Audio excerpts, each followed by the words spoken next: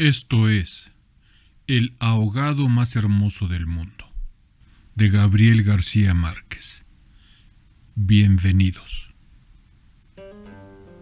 Los primeros niños que vieron el promontorio oscuro y sigiloso que se acercaba por el mar, se hicieron la ilusión que era un barco enemigo. Después vieron que no llevaba banderas ni arboladura y pensaron que fuera una ballena. Pero cuando quedó varado en la playa le quitaron los matorrales de sargazos, los filamentos de medusas y los restos de cardúmenes y naufragios que llevaba encima. Y solo entonces descubrieron que era un ahogado. Habían jugado con él toda la tarde, enterrándolo y desenterrándolo en la arena, cuando alguien los vio por casualidad y dio la voz de alarma en el pueblo. Los hombres que lo cargaron hasta la casa más próxima notaron que pesaba más que todos los muertos conocidos, casi tanto como un caballo, y se dijeron que tal vez había estado demasiado tiempo a la deriva y el agua se le había metido dentro de los huesos. Cuando lo tendieron en el suelo vieron que había sido mucho más grande que todos los hombres, pues apenas si cabía en la casa, pero pensaron que tal vez la facultad de seguir creciendo después de la muerte estaba en la naturaleza de ciertos ahogados. Tenía el olor del mar, y solo la forma permitía suponer que era el cadáver de un ser humano, porque su piel estaba revestida de una coraza de rémora y de lodo. No tuvieron que limpiarle la cara para saber que era un muerto ajeno. El pueblo tenía apenas 20 casas de tablas con patios de piedras sin flores desperdigadas en el extremo de un cabo desértico. La tierra era tan escasa que las madres andaban siempre con el temor a que el viento se llevara a los niños, y a los pocos muertos que les iban causando los años, tenían que arrojarlos en los acantilados. Pero el mar era manso y pródigo, y todos los hombres cabían en 7 botes. Así que cuando encontraron el ahogado les bastó con mirarse los unos a los otros para darse cuenta que estaban completos. Aquella noche no salieron a trabajar en el mar. Mientras los hombres averiguaban si no faltaba alguien en los pueblos vecinos, las mujeres se quedaron cuidando al ahogado. Le quitaron el lodo con tapones de esparto, le desenredaron del cabello los abrojos submarinos y le rasparon la rémora con hierros de desescamar pescados. A medida que lo hacían, notaron que su vegetación era de océanos remotos y de aguas profundas, y que sus ropas estaban en piltrafas, como si hubiera navegado por entre laberintos de corales. Notaron también que sobrellevaba la muerte con altivez, pues no tenía el semblante solitario de los otros ahogados del mar, ni tampoco la catadura sórdida y menesterosa de los ahogados fluviales. Pero solamente cuando acabaron de limpiarlo tuvieron conciencia de la clase de hombre que era, y entonces se quedaron sin aliento. No solo era el más alto, el más fuerte, el más viril y el mejor armado que habían visto jamás, sino que todavía cuando lo estaban viendo no les cabía en la imaginación. No encontraron en el pueblo una cama bastante grande para tenderlo, ni una mesa bastante sólida para velarlo. No le vinieron los pantalones de fiesta de los hombres más altos, ni las camisas dominicales de los más corpulentos, ni los zapatos del mejor plantado. Fascinadas por su desproporción y su hermosura, las mujeres decidieron entonces hacerle unos pantalones con un buen pedazo de vela cangreja y una camisa de bramante de novia, para que pudiera continuar su muerte con dignidad. Mientras cosían sentadas en círculo, contemplando el cadáver entre puntada y puntada, les parecía que el viento no había sido nunca tan tenaz, ni el Caribe había estado nunca tan ansioso como aquella noche, y suponían que esos cambios tenían algo que ver con el muerto. Pensaban que si aquel hombre magnífico hubiera vivido en el pueblo, su casa habría tenido las puertas más anchas, el techo más alto y el piso más firme, y el bastidor de su cama habría sido de cuadernas maestras con pernos de hierro, y su mujer habría sido la más feliz. Pensaban que habría tenido tanta autoridad que hubiera sacado los peces del mar con solo llamarlos por sus nombres, y habría puesto tanto empeño en el trabajo que hubiera hecho brotar manantiales de entre las piedras más áridas y hubiera podido sembrar flores en los acantilados. Lo compararon en secreto con sus propios hombres, pensando que no serían capaces de hacer en toda una vida lo que aquél era capaz de hacer en una noche, y terminaron por repudiarlos en el fondo de sus corazones como los seres más escuálidos y mezquinos de la tierra. Andaban extraviadas por esos dédalos de fantasía, cuando la más vieja de las mujeres, que por ser la más vieja había contemplado al ahogado con menos pasión que compasión, suspiró. «Tiene cara de llamarse Esteban». Era verdad. A la mayoría le bastó con mirarlo otra vez para comprender que no podía tener otro nombre. Las más porfiadas, que eran las más jóvenes, se mantuvieron con la ilusión de que al ponerle la ropa, tendido entre flores y con unos zapatos de charol, pudiera llamarse Lautaro. Pero fue una ilusión vana. El lienzo resultó escaso, los pantalones mal cortados y peor cosidos le quedaron estrechos, y las fuerzas ocultas de su corazón hacían saltar los botones de la camisa. Después de la medianoche se adelgazaron los silbidos del viento, y el mar cayó en el sopor del miércoles. El silencio acabó con las últimas dudas. Era Esteban. Las mujeres que lo habían vestido, las que lo habían peinado, las que le habían cortado las uñas y raspado la barba, no pudieron reprimir un estremecimiento de compasión, cuando tuvieron que resignarse a dejarlo tirado por los suelos. Fue entonces cuando comprendieron cuánto debió haber sido de infeliz con aquel cuerpo descomunal, si hasta después de muerto le estorbaba. Lo vieron condenado en vida a pasar de medio lado por las puertas, a descalabrarse con los travesaños, a permanecer de pie en las visitas, sin saber qué hacer con sus tiernas y rosadas manos de buey de mar, mientras la dueña de casa buscaba la silla más resistente y le suplicaba muerta de miedo: «Siéntese aquí, Esteban, hágame el favor», y él recostado contra las paredes, sonriendo: «No se preocupe, señora, así estoy bien», con los talones en carne viva y las espaldas escaldadas, de tanto repetir lo mismo en todas las visitas. «No se preocupe, señora, así estoy bien», solo para no pasar por la vergüenza de desbaratar la silla, y acaso sin haber sabido nunca que quienes le decían: «No te vayas, Esteban, espérate siquiera hasta que hierva el café», eran los mismos que después susurraban: «Ya se fue el bobo grande. Qué bueno, ya se fue el tonto hermoso». Esto pensaban las mujeres frente al cadáver un poco antes del amanecer.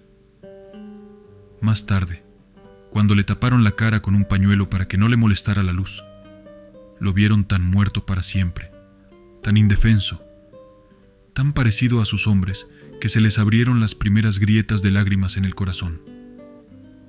Fue una de las más jóvenes la que empezó a sollozar. Las otras, alentándose entre sí, pasaron de los suspiros a los lamentos, y mientras más sollozaban, más deseos sentían de llorar, porque el ahogado se les iba volviendo cada vez más Esteban, hasta que lo lloraron tanto que fue el hombre más desvalido de la tierra, el más manso y el más servicial, el pobre Esteban. Así que cuando los hombres volvieron con la noticia que el ahogado no era tampoco de los pueblos vecinos, ellas sintieron un vacío de júbilo entre las lágrimas. «Bendito sea Dios», suspiraron. «Es nuestro». Los hombres creyeron que aquellos aspavientos no eran más que frivolidades de mujer. Cansados de las tortuosas averiguaciones de la noche, lo único que querían era quitarse de una vez el estorbo del intruso antes que prendiera el sol bravo de aquel día árido y sin viento. Improvisaron unas angarillas con restos de trinquetes y botavaras, y las amarraron con carlingas de altura, para que resistieran el peso del cuerpo hasta los acantilados. Quisieron encadenarle a los tobillos un ancla de buque mercante para que fondeara sin tropiezos en los mares más profundos, donde los peces son ciegos y los buzos se mueren de nostalgia, de manera que las malas corrientes no fueran a devolverlo a la orilla, como había sucedido con otros cuerpos. Pero mientras más se apresuraban, más cosas se les ocurrían a las mujeres para perder el tiempo. Andaban como gallinas asustadas picoteando amuletos de mar en los arcones. Unas estorbando aquí, porque querían ponerle al ahogado los escapularios del buen viento. Otras estorbando allá para abrocharle una pulsera de orientación. Y al cabo de tanto, quítate de ahí, mujer, ponte donde no estorbes. Mira que casi me haces caer sobre el difunto. A los hombres se les subieron al hígado las suspicacias y empezaron a rezongar que con qué objeto tanta ferretería de altar mayor para un forastero, si por muchos estoperoles y calderetas que llevara encima, se lo iban a masticar los tiburones. Pero ellas seguían tripotando sus reliquias de pacotilla, llevando y trayendo, tropezando, mientras se les iba en suspiros lo que no se les iba en lágrimas. Así que los hombres terminaron por despotricar que de cuando acá, semejante alboroto por un muerto al garete, un ahogado de nadie, un fiambre de mierda. Una de las mujeres, mortificada por tanta indolencia, le quitó entonces al cadáver el pañuelo de la cara y también los hombres se quedaron sin aliento. Era Esteban. No hubo que repetirlo para que lo reconocieran.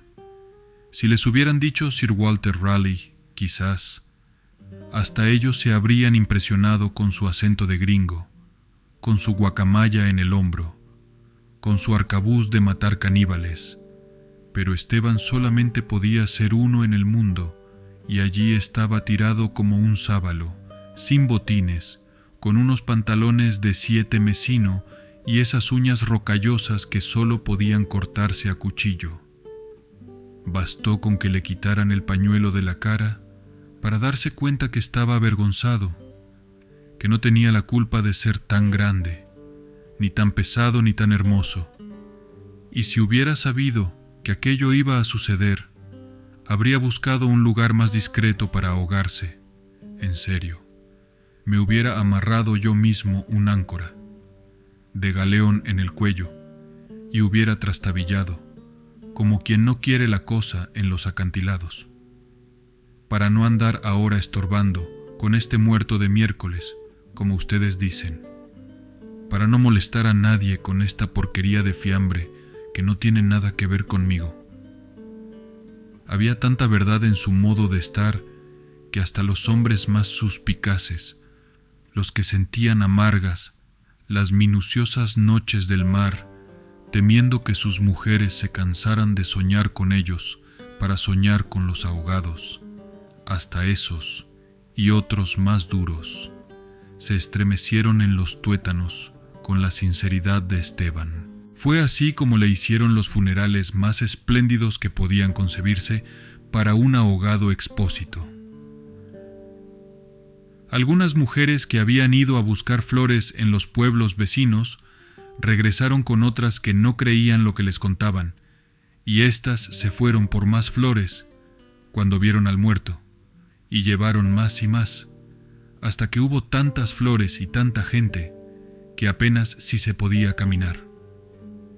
A última hora les dolió devolverlo huérfano a las aguas, y le eligieron un padre y una madre entre los mejores, y otros se le hicieron hermanos, tíos y primos, así que a través de él todos los habitantes del pueblo terminaron por ser parientes entre sí. Algunos marineros que oyeron el llanto a la distancia perdieron la certeza del rumbo, y se supo de uno que se hizo amarrar al palo mayor, recordando antiguas fábulas de sirenas. Mientras se disputaban el privilegio de llevarlo en hombros por la pendiente escarpada de los acantilados, hombres y mujeres tuvieron conciencia por primera vez de la desolación de sus calles, la aridez de sus patios, la estrechez de sus sueños, frente al esplendor y la hermosura de su ahogado. Lo soltaron sin ancla, para que volviera si quería, y cuando lo quisiera, y todos retuvieron el aliento durante la fracción de siglos que demoró la caída del cuerpo hasta el abismo. No tuvieron necesidad de mirarse los unos a los otros para darse cuenta que ya no estaban completos, ni volverían a estarlo jamás, pero también sabían que todo sería diferente desde entonces, que sus casas iban a tener las puertas más anchas, los techos más altos, los pisos más firmes, para que el recuerdo de Esteban pudiera andar por todas partes sin tropezar con los travesaños y que nadie se atreviera a susurrar en el futuro: ya murió el bobo grande, qué lástima, ya murió el tonto hermoso, porque ellos iban a pintar las fachadas de colores alegres para eternizar la memoria de Esteban y se iban a romper el espinazo excavando manantiales en las piedras y sembrando flores en los acantilados, para que en los amaneceres de los años venturos los pasajeros de los grandes barcos despertaran sofocados por un olor de jardines en alta mar, y el capitán tuviera que bajar de su alcázar con su uniforme de gala, con su astrolabio, su estrella polar y su ristra de medallas de guerra, y señalando el promontorio de rosas en el horizonte del Caribe dijera en 14 idiomas: miren allá, donde el viento es ahora tan manso que se queda a dormir debajo de las camas, allá, donde el sol brilla tanto que no saben hacia dónde girar los girasoles, sí, allá, es el pueblo de Esteban. Esto fue El ahogado más hermoso del mundo, de Gabriel García Márquez. Y yo soy Víctor Ortiz. Si este contenido te ha gustado, suscríbete, dale like y comparte para que este material llegue a más personas. Hasta pronto.